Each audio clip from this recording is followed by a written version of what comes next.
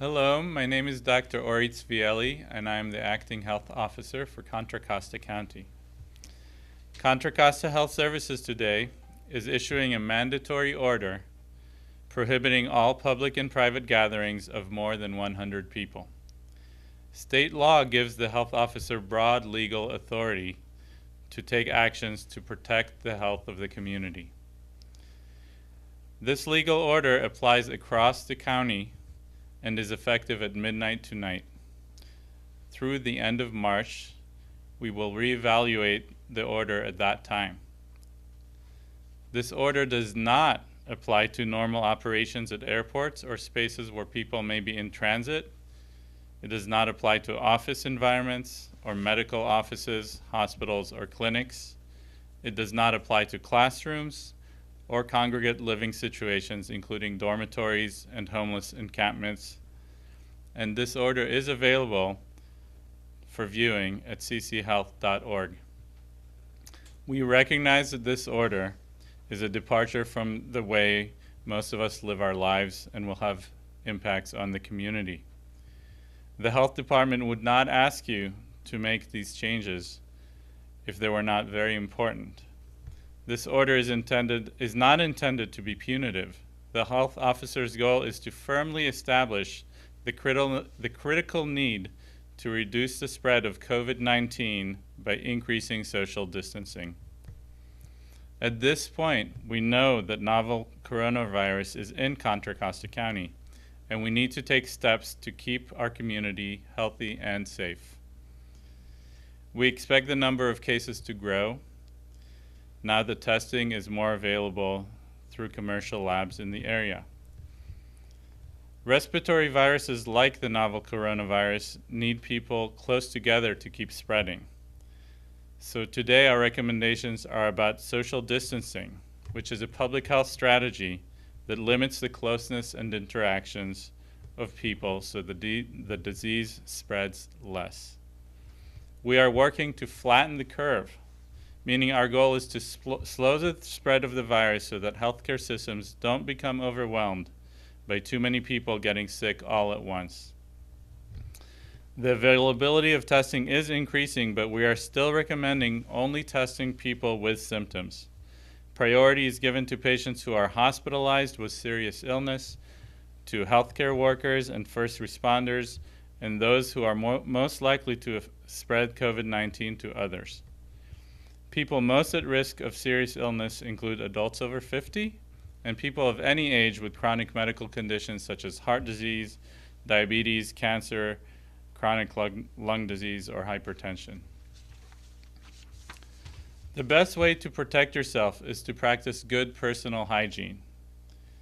Because COVID-19 is new, humans have no immunity to it, and there is no vaccine or proven treatment for it. So wash your hands frequently with soap and water for 20 seconds or use hand sanitizer. Cover your cough and sneeze into a disposable tissue or into the crook of your elbow. Avoid touching your face with unwashed hands. And most importantly, if you are ill, stay home from work or school and call your healthcare provider before visiting the office. We continue to work with the school districts in the county and the Office of Education to provide guidance about best test practices while the campuses are closed. While schools are closed, we want to remind everyone that social distancing is important. We will work with schools about when the right time is to reopen.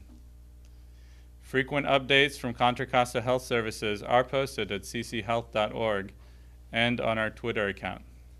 I would now like to introduce Supervisor Candace Anderson, the Chair of our Board of Supervisors.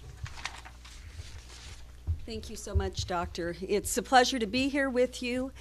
Having declared an emergency earlier this week, the Contra Costa County Board of Supervisors is supportive of the actions of our health officer as he and other health personnel continue to find ways to slow down the spread of this unprecedented virus. We have seen in other countries the devastating impact when thousands of people are afflicted at once. By slowing its spread through responsible social distancing, we can anticipate a much better outcome in our county, in the Bay Area, and in our country. I want to thank the Bay Area community, Contra Costa County, for rallying together, accepting the safety requirements, and finding creative ways to make this work in our community. This continues to be a time to remain calm and not panic while still being prepared. Thank you. We're now open to any questions. How did you settle on the number 100? And are you also grouping in weddings on this? Yes, on the weddings. The idea is really to increase social distancing. The number 100 was arrived at through careful thought. We're coordinating with some of the other counties in the Bay Area.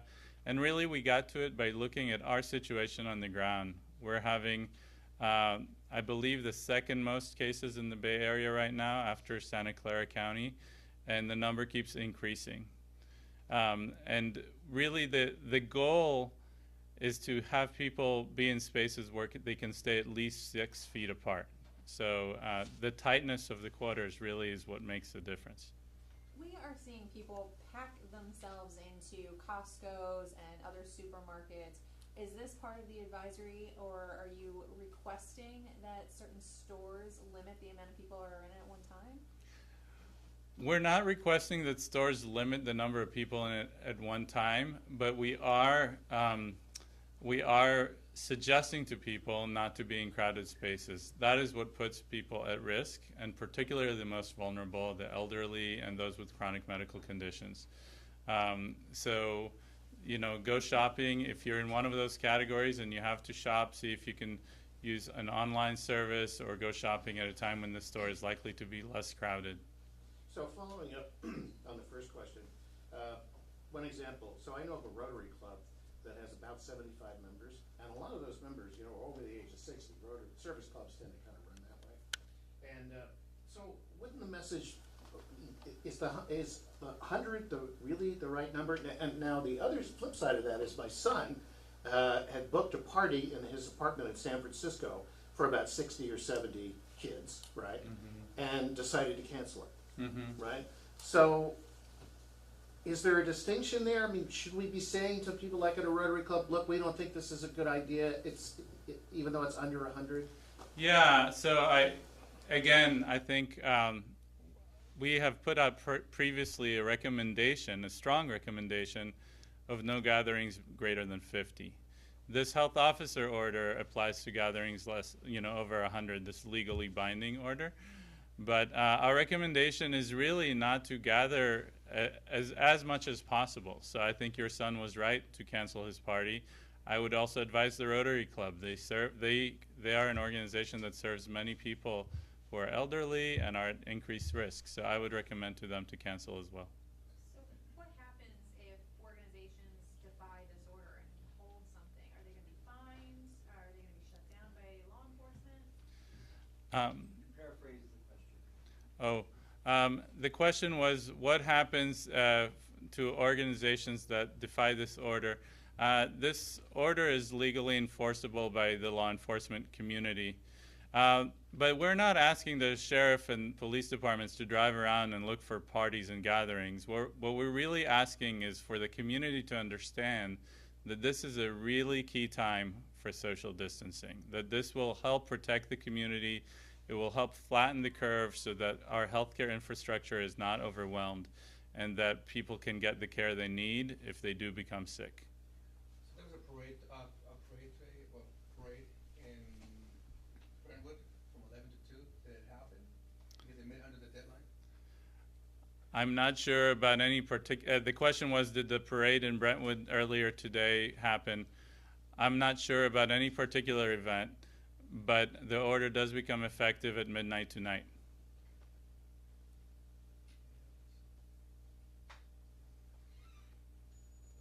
Other questions? Thank you. Thanks, everyone. Can you just spell your name again one more time? Sure. My first name is Ori, O-R-I, and my last name is Tzvieli, T-Z-V-I-E-L-I. Supervisor, do you mind? We'll have your name, but you say. Oh, sure, I would be happy to. Candace Anderson, C-A-N-D-A-C-E. Last name is Anderson, A-N-D-E-R-S-E-N, Chair of the Contra Costa County Board of Supervisors. So thank you. So how long are you gonna keep this up, this new law? I mean, how, it's gonna be 3 weeks, how long? Well, we're going to keep it up through the end of this month, and then we're going to reevaluate. And I not to speak for our health officer, but the reality is we want to continue to slow down the spread, and if we're going to need to, you will find the Board of Supervisors very supportive of the health officer's decision if we need to continue it longer.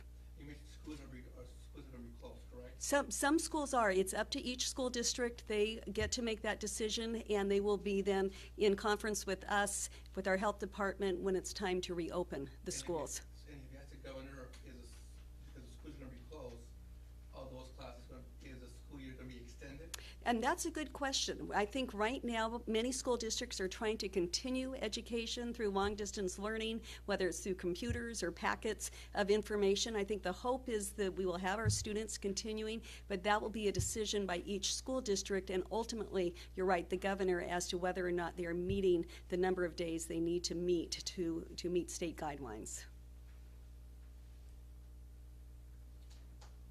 Thank you, everyone. Thanks everyone Thank very you so much. Anyone who needs things, let me know. I'm here. So. Okay. Thanks.